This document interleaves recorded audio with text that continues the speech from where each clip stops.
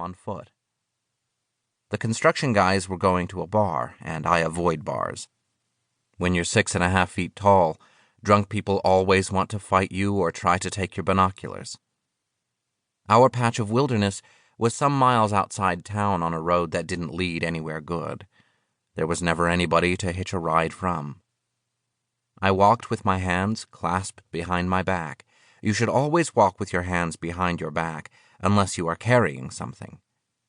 People who walk with their arms swinging look like apes. My philosophy. I noticed some gnats zigzagging over a culvert. A nearby tree let some sunlight through. It carved a cube of light out of the shade.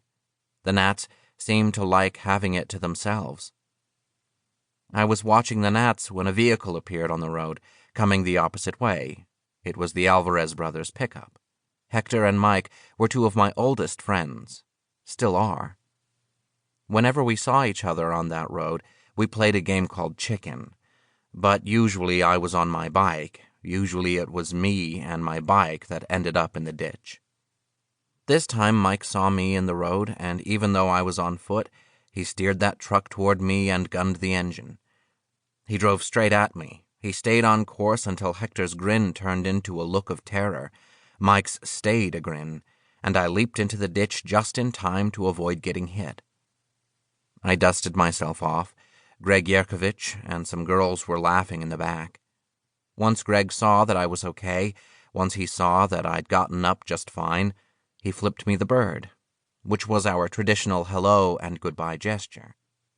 He tapped the back window and Mike spun the tires, gravel pinging the wheel wells like crazy.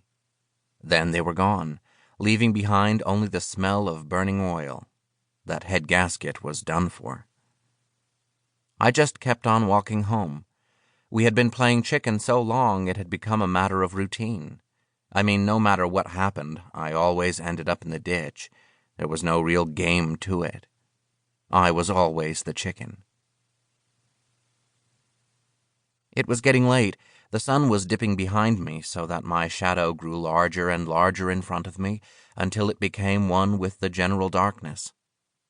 Eventually I saw the house, or I saw the blue glow of the television in the front window.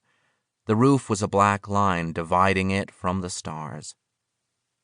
I don't like watching television. You're always bouncing around from one person to the next, back and forth and looking at everything from all angles. I don't know how anybody can watch television. It seems like they made it for hummingbirds. But your grandfather George loved television, especially when he stopped leaving the house. He was always trying to convince me to watch television. He said it was my ticket to the world. He always talked about me knowing something of the world. He said, you can go everywhere with television from the comfort of your own chair. I've never been able to watch more than 5 minutes without getting a headache. I should be clear that it was his body that decided to stop leaving the house. He was only a passenger in his body, his words. After he stopped leaving the house, he watched a lot of television and worked on a letter to the editor, and I brought groceries and supplies home on my bicycle. I became a sort of caretaker to your grandfather, though I never thought about it that way until he was gone and people began to worry that he wasn't going to be around to take care of me. As usual, they had it backwards.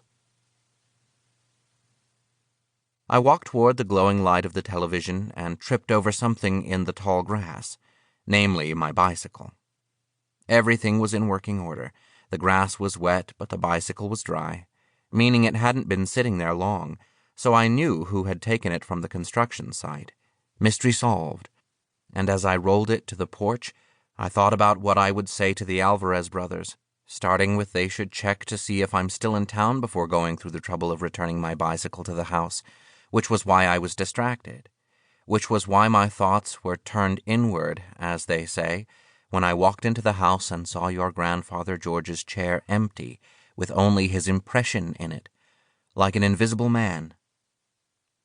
He was, or his body was, lying on the floor. The side of his face was on the carpet. One arm was under him and the other was straight out to the side. I touched him.